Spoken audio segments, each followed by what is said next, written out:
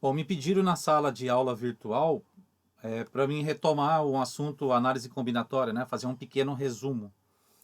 E esses vídeos que eu vou publicar daqui para frente estão falando desse assunto, tá? Então, ele não é o assunto atual, mas ele está dentro do capítulo de probabilidade, tá? Então, esse problema não é nenhum dos problemas do livro, tá?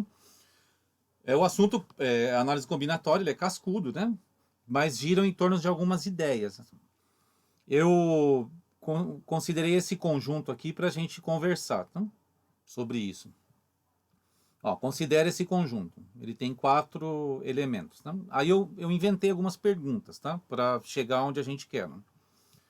Ó, quantos números de 3 algarismos podemos formar utilizando apenas os elementos do conjunto A? Então, uma primeira fase para você ter sucesso em problemas de combinatória é escrever um pouco, né? Escreve algum desses números, né? Que números são esses, né? Então, por exemplo, com esses elementos aqui eu poderia formar o 135, tá?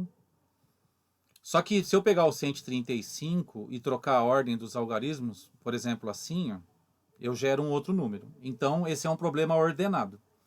Tá? Se você trocar a ordem, gera um elemento novo. Tá? Mas aqui no enunciado, nada impede de fazer, por exemplo, esse, né? O 577. Tá?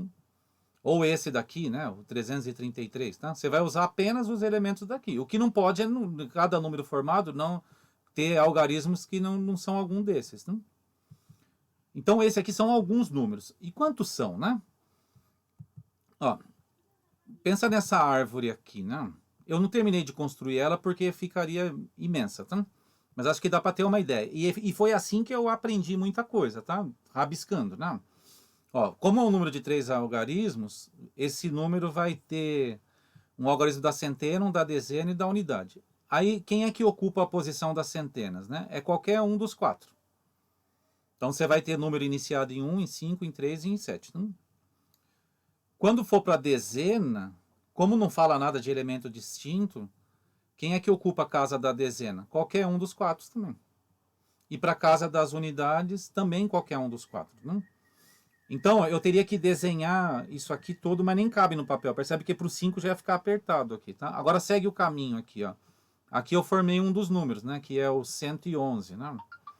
Aqui o 115, 113 e 117. Aí se eu fosse por aqui, se eu tivesse feito, ia ser o 151, 155, e por aí vai, tá?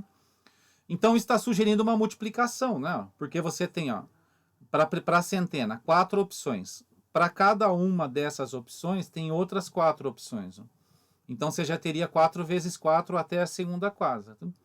E para a terceira, para a casa das unidades, você também tem 4 opções. Tá? Então, pensando num princípio fundamental aqui, ó, chama princípio fundamental da contagem, tá? Então eu vou abreviar assim nos outros vídeos, tá? Quantos números são, né? É 4 ao cubo, então, né? Que quer dizer que a casa das centenas é ocupada por qualquer um dos 4 algarismos. Para cada um desses 4 tem outros 4, então seria 4 vezes 4, 16 se fossem números de 2 algarismos. Aí desses 16 números de 2 algarismos, se eu acrescentar um terceiro algarismo, são 4 opções também, então fica 16 vezes 4.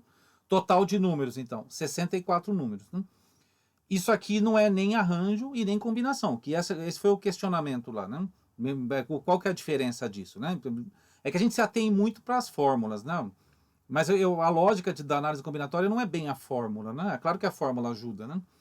Mas é entender, né? Assim, é ordenado, não é ordenado, pode repetir, não pode repetir, né? Então isso aqui não é nem um arranjo, nem combinação.